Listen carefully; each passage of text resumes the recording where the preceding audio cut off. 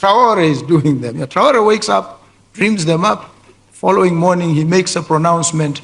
It is law. It is policy. Action follows. And I wake up and I say stuff, they look at me and say, what is this? What is this man talking about? In a move that has stunned diplomats, analysts, and global observers alike, Botswana's President Duma Boko has just taken the world stage and sent a message that cannot be ignored. In a fiery, deliberate, and unapologetic public statement, President Boko heaped glowing praise on none other than Captain Ibrahim Traoré, the revolutionary leader of Burkina Faso, while openly snubbing the United States. This wasn't a slip of the tongue. This was a calculated geopolitical thunderclap, and the ripples are already spreading across Africa, the West, and the corridors of international power. Boko called Traoré a symbol of true African sovereignty, applauding his resistance to foreign meddling, his call for Pan-African unity, and his fierce defiance against neo-colonial influence. But perhaps more shocking was Boko's stark critique of U.S. foreign policy, accusing Washington of treating African nations as pawns instead of partners, and warning of a new generation of leaders who refuse to bow. So, what does this mean for U.S.-Botswana relations? Could this be the beginning of a seismic realignment in African politics?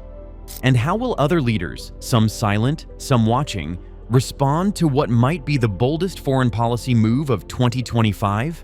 Buckle up, because this is more than a headline. This is the beginning of a new power narrative in Africa, one that might just turn the old world order upside down. President Duma Boko's bold endorsement of Ibrahim Traoré. In a move that has reverberated throughout diplomatic and political circles across Africa and beyond, Botswana's newly inaugurated president, Duma Boko, has taken a bold and unprecedented step by publicly endorsing the leadership of Captain Ibrahim Traoré, the transitional president of Burkina Faso. This open commendation of Traoré, a military leader known for his radical rejection of Western influence and assertive stance on national sovereignty, marks a significant shift in Botswana's foreign policy posture and its ideological trajectory. Traditionally viewed as a stable democracy with strong ties to Western nations such as the United States and the United Kingdom, Botswana has seldom deviated from a centrist and diplomatically neutral foreign policy. However, Boko's statement suggests a growing dissatisfaction with the legacy of neocolonialism and a newfound admiration for African leaders who dare to challenge the status quo. By aligning himself with Traoré, Boko is not only voicing support for revolutionary change in Burkina Faso, but is also laying the groundwork for a broader ideological shift that could transform Botswana's domestic governance and foreign policy strategy. Rejection of U.S. influence and the embrace of Pan-Africanism. At the heart of President Boko's endorsement is a deeper critique of Western models of governance, which he increasingly views as ill-suited for the African context.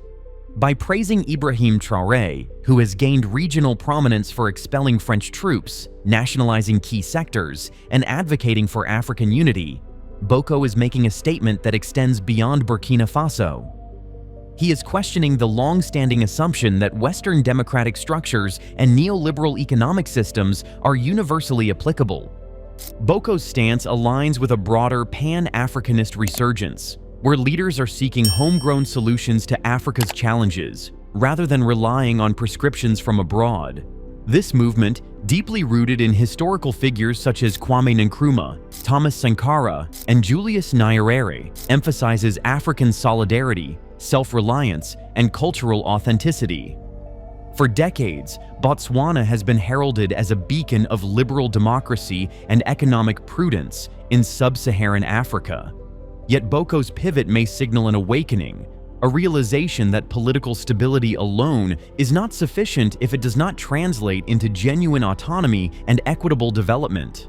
The endorsement of Traoré is thus symbolic of a deeper philosophical transformation, one that seeks to liberate Africa not only from the vestiges of colonial rule, but also from the subtler forms of economic dependency and political manipulation that persist in modern international relations. Domestic implications and potential policy shifts. Boko's public endorsement of Traoré is more than diplomatic rhetoric. It carries tangible implications for Botswana's internal governance. Inspired by Traoré's model, Boko may begin to chart a new course that prioritizes national sovereignty, self-sufficiency, and economic justice. Such a shift could dramatically alter Botswana's policy landscape in the coming years. Botswana stands at a potential turning point in its policy landscape, especially if opposition leader Duma Boko influences future reforms. One of the key areas for transformation is economic nationalism. Boko may push for the nationalization or greater state control of strategic sectors such as mining, energy, and telecommunications. The intention would be to ensure that Botswana's vast natural resources primarily benefit its citizens rather than foreign multinationals.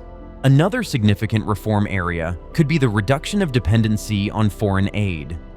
Boko has voiced criticism of conditional loans from institutions like the IMF and World Bank. Instead, he may champion financing models rooted in regional cooperation, sovereign wealth funds, and intra-African trade to strengthen economic sovereignty. Supporting local enterprise is also likely to be a major policy focus. Boko could promote investments in agriculture, technology, and small to medium enterprises, SMEs, to foster a more self-reliant economy. Such reforms may include policies that encourage local content, entrepreneurship, and innovation across key sectors. Education and cultural reorientation would form a cornerstone of his vision. Boko might advocate for a curriculum that reflects African history, languages, and values, reducing reliance on Western educational models. This cultural shift would aim to instill national pride, strengthen identity, and prepare a generation of Botswana to lead with confidence in a globalized world. Together, these reform areas signal a potential reshaping of Botswana's development model, anchored in sovereignty, local empowerment, and cultural renewal. Would you like help expanding this into a policy brief or speech? However, these potential reforms are not without their risks. Nationalizing industries may deter foreign investment, which could lead to capital flight or economic contraction. Shifting away from established international partnerships could isolate Botswana diplomatically, potentially straining trade relations and international aid.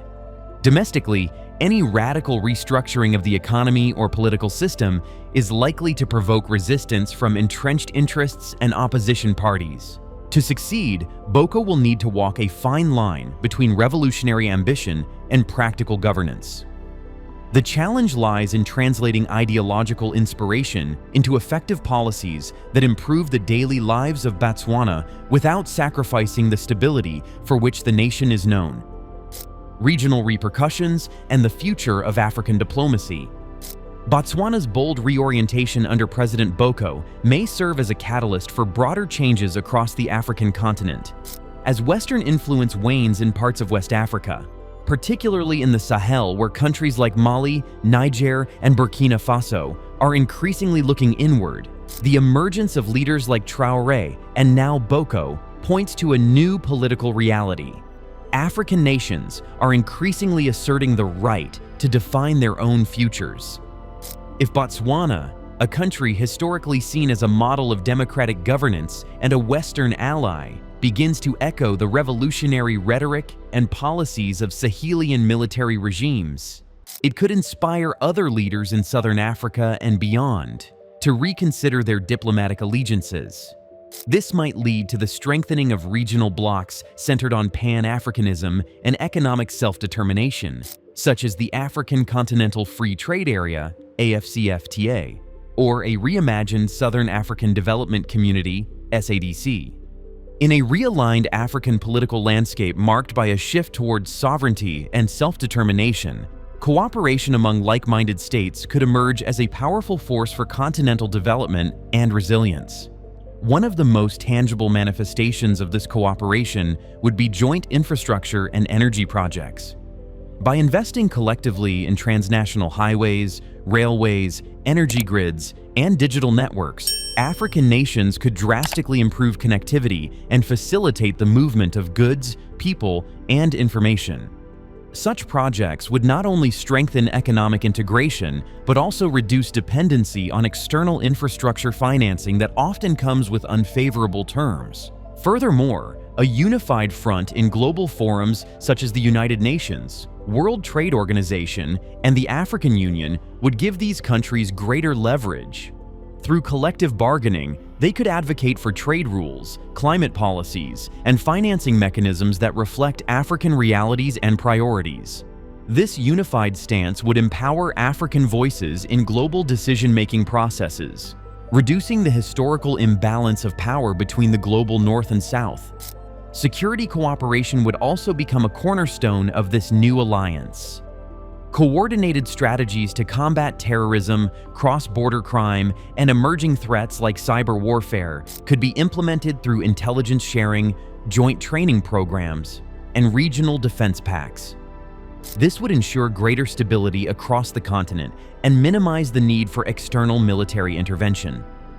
Equally important would be the adoption of shared development agendas rooted in indigenous knowledge systems and resource sovereignty.